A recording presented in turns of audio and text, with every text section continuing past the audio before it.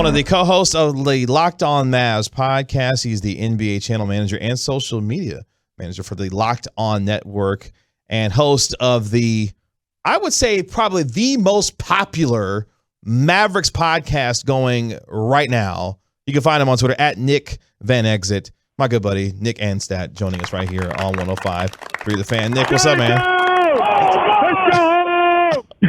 It's going great, guys. What just happened? Dallas Mavericks have a new outlook, and it's looking good for them. Dirk showed up, apparently, is what just happened. Oh, my goodness. Nick, how many times do people on Twitter think that you're actually Nick Van Exel? Tracy McGrady just followed me the other day. I kind of think he does. Nice. Wow. Well, and I only say that it's not like a humble brag. It's just I really think that he thought I was Nick Van Exel, and he just followed me. Ride that out, man. Yeah, I'm about to say ride that out. Next, we're going to see Tracy McGrady on the Locked On Mavericks podcast. Maybe. I mean, he did just comment on Luka a couple days ago, didn't he? I must have missed it. I missed that. I gotta go back. I missed that. Did he say something nice about Luka Doncic? Apparently. Who doesn't have something nice to say about Luka Doncic? You'd find some out there, particularly on some of your message boards. Actually, if they're watching Luka's IG and seeing him get to work. Y'all saw him pushing that sled. This is my favorite time of the year. Every single time we see him do anything active, it's just going to be like, oh, he's getting in shape. Workout best shape videos. Of his life? Is this the best shape of his life? I'm not going to lie. I'm partially to blame for that because your boy is definitely looking for workout season content, whether it be Tim Hardaway, Luka Doncic. Your boy's out there searching for it because anything to get Mavericks fans charged up about somebody working out and getting in shape, they're here for. So, it kind of is what it is. As long as it's them and not us, right? Fantastic, yeah. But, I mean, Mavs fans getting worked up and not out of shape, but worked up about, workout videos is one thing. But getting worked out here or getting worked up here is the Christian Wood trade. I think everybody's worried about that or thinking about that right now. What were your impressions of the Christian Wood trade, particularly as you've had like a week to really process it and really think on it? Yeah, my initial, when we went through the list of after I heard Nico Harrison say, the one thing that we really want to improve is a center. I said, okay, well, let's go through the list of names. Let's go through the Miles Turner's. Let's go through the Nurkic's, even the gasp Andre Drummonds of the world. Let's just go through the whole list and see who's available and see who the Mavs could get. And Christian Wood's name came up, and so I reached out to Locked On Rocket Toast Jackson Gatlin, and I was like, give me the lowdown on Christian Wood this year. And he told me some stuff, and I said, okay. I don't know if that's a player that I would put at the top of the list for the Mavericks. But when you look at the trade that was actually made, all of a sudden, that trade is a really good deal for the Mavericks. You gave up the 26th pick, which by all rumors and accounts, they weren't even going to draft a player that they would roster, right? They were either trying to draft or stash somebody or just take somebody that they could develop in a couple of years or trade the pick for future picks. So it wasn't even like they were looking at that pick saying, I think we can get somebody that can fill this role that could actually be that center, whether it's a Kamagate or Walker Kessler or whoever they were going to get at that point. And so now you're trading that pick that you weren't really going to get a ton for a guy that is going to be a starter for the Mavericks. And it's a risk in a way, but you didn't really give up a lot for him. Yeah, let's talk about that risk because I know for me, and maybe I just pulled too far to one side and trying to keep expectations down because the defense for me personally is something that I just can't I don't like it when players are atrocious on defense and it feels like he's there.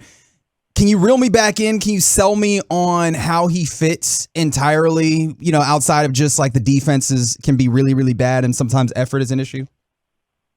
All right, we're gonna sit down in the used car, and you and I are about to just go through this thing. I'm gonna give you all the features, and I'm gonna sell you on this used car. Okay. All right. Fantastic. Christian Wood is a player that has worked his butt off to get to where he is right now. He bounced around, and people are using that as a negative for Christian Wood. But I think it shows that he was persevering through all this. He's worked with Sean Sweeney before. He's worked with some of these coaches on the Mavs staff before, and he is a really good perimeter defender. He can step out and guard. He has quick feet. He can guard on the perimeter a little bit. He can step out. That's the one thing that Jackson from Locked On Rockets told me that he can actually do defensively is step out. He can block shots a little bit here and there. He is pretty slight of frame, but he's also been in this situation the last 2 years with this Rockets team where he walked in And they said, all right, go ahead and play with James Harden. And he said, okay, that's going to be awesome for my career. I'm going to take the next step up. I'm getting this big contract. I finally got the contract that I want. And then James Harden was there. They played, I think, 4 games together or something like that, like less than 10 games. And then all of a sudden the rug just got pulled out from under him.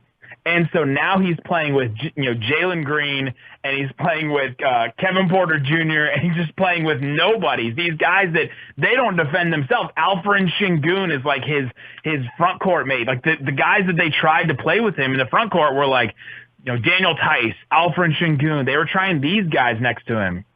And so what's your motivation if you're a 19-win team for him to go out there and play the kind of defense that helps you go to the playoffs? That just doesn't happen. And so I think coming to Dallas, this is his prove-it year. He can, if he takes advantage of everything in front of him, can get a pretty big payday. He can be a 20-10 guy, and if he plays some solid defense and proves that he can be a decent defender, like he's like great value Anthony Davis, which is not a terrible thing to be in this NBA. If he can prove that, then all of a sudden he's making a ton of money, and so there's a lot of incentive for him to buy in. Nick Angstadt of Locked On Mavericks joining us right here on the Get Right on 105 through the fan. It's interesting because you brought up, him being in a contract year and what that can mean for him in terms of a big payday. I also think about the NBA trade deadline. What if he is balling out by the time you get to the trade deadline and his value continues to grow, what that could possibly look like for the Mavericks at the trade deadline? Do you see this possibly as a piece that can develop and be able to be a possible trade asset by the time you get to the trade deadline this upcoming season? Well, Kevin, you and I would talk about this at Mavs games all the time this past season. Like, what was the drinking game that we played this year after the Porzingis trade? Was Nico Harrison said the word flexibility like 18 times in an interview. I think it was even with WFAA. He said flexibility like 8 times after that deal. It wasn't even necessarily about Dinwiddie and Bertans. It was just about taking one big contract and splitting up into 2 contracts. And so now you do kind of the opposite. You take a bunch of smaller contracts that don't have any value and make them one contract that has more value, and honestly probably has more value than that rookie that they would have at the 26th spot, because those guys are, to use the phrase again, just like the used cars that get driven off the lot. All of a sudden they're worth less when as soon as a player is attached to it instead of just the mystique of what a pick could be. And so, yeah, you take, Dwight Powell's $11 million expiring. You take Christian Wood's $14 million expiring. And then, Spencer Dinwiddie has 2 more years left. The second one is kind of non-guaranteed, but he doesn't have a ton left on his deal. And then all of a sudden, like, that's a pretty good package you can build to get somebody that's making, $38, $40 million, one of those max guys. I don't know if the value is enough there for somebody, but the Mavs will be able to trade some draft picks here pretty soon. And so then maybe they can combine all that, and all that together maybe gets you somebody. Nick, let's talk about another guy on this roster. And if we talk about flexibility and contracts, this is an interesting one. Tim Hardaway Jr. as a contract. Do you see him on this roster for the entirety of the season, or do you think he's a guy that you utilize to make something else happen in a trade market?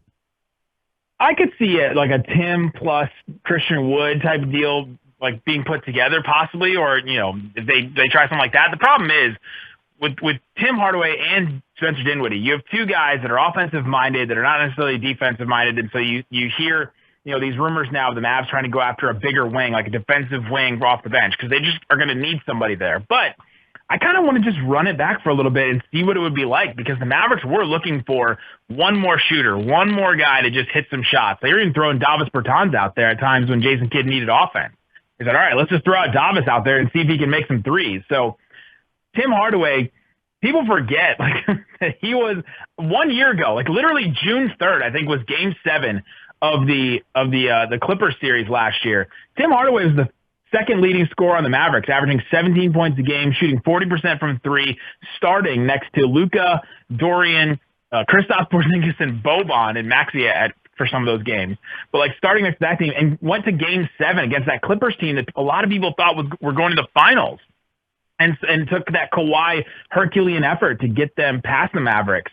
And so Tim Hardaway is not like this useless trash player. He is a really good scorer. He can come out there and he can shoot really, really well. And I think the Mavericks are going to need that on this team. Now all of a sudden Christian Wood is a shooter. Tim Hardaway Jr. bring back as a shooter. That's less pressure on Luka and Brunson, but also less pressure on Spencer Dinwiddie to be a spot-up shooter. He had to be incredible for the Mavericks to win some of those series, just shooting off the catch. And so takes a lot of pressure off everybody else. And so I just want to see how it works a little bit. He's at $19.6 million this year. Is he overpaid as like a six-man, come off the bench, play 25 minutes a night guy? Yeah, probably. But that contract goes down, and he's bought in a ton with this team. You saw him all throughout the playoffs. Like, he was standing right next to Theo Pinson. It was him and Theo the whole playoffs. They were standing up, cheering on guys. Like, he's really bought into the culture of this team, and I think that's something that's super important to this coaching staff. Nick, if this team doesn't make any more significant moves this offseason, how would you feel about this offseason if Christian Wood was the biggest acquisition that this team made this year?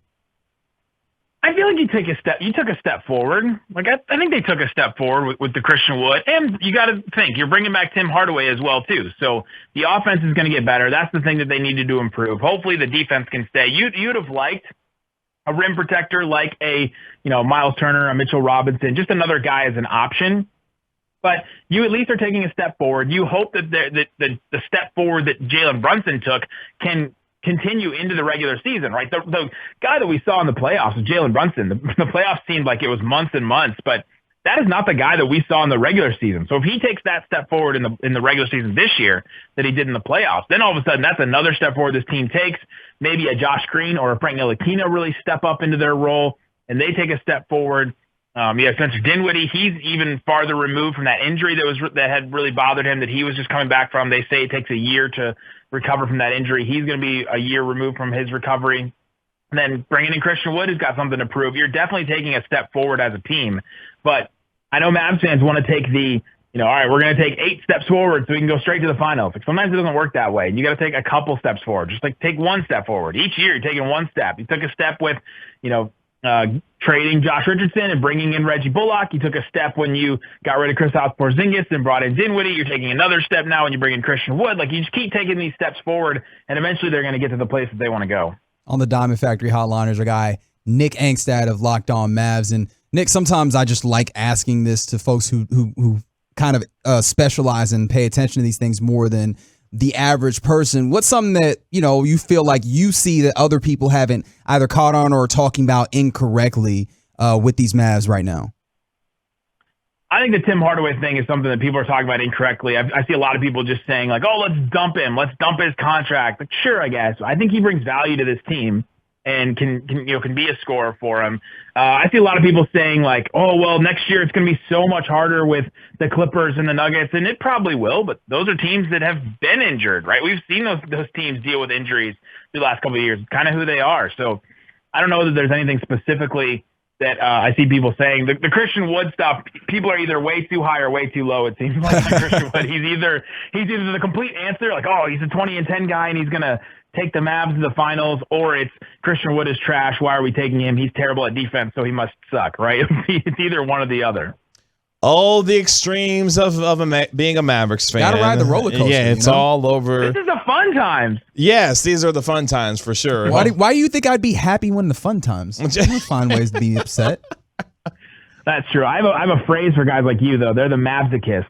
Like, wow. Mavs fans. I like that. That's clever. You just love seeing stuff go wrong. You love pointing out that, well, do you remember in 2020 when they ruined that draft? They had 3 picks in the top 37, and they didn't get a single good player out of it. Like, all that kind of stuff.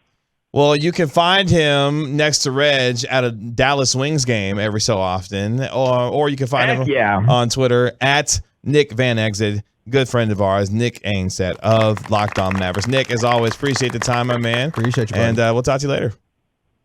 Anytime, gentlemen. There he goes. Nick Angstadt of Locked On Mavs. Good enough to join us via the Diamond Factory Hotline. Coming up next here on the Get Right, a game I like to call Start One, Cut One, Bench One, Cowboys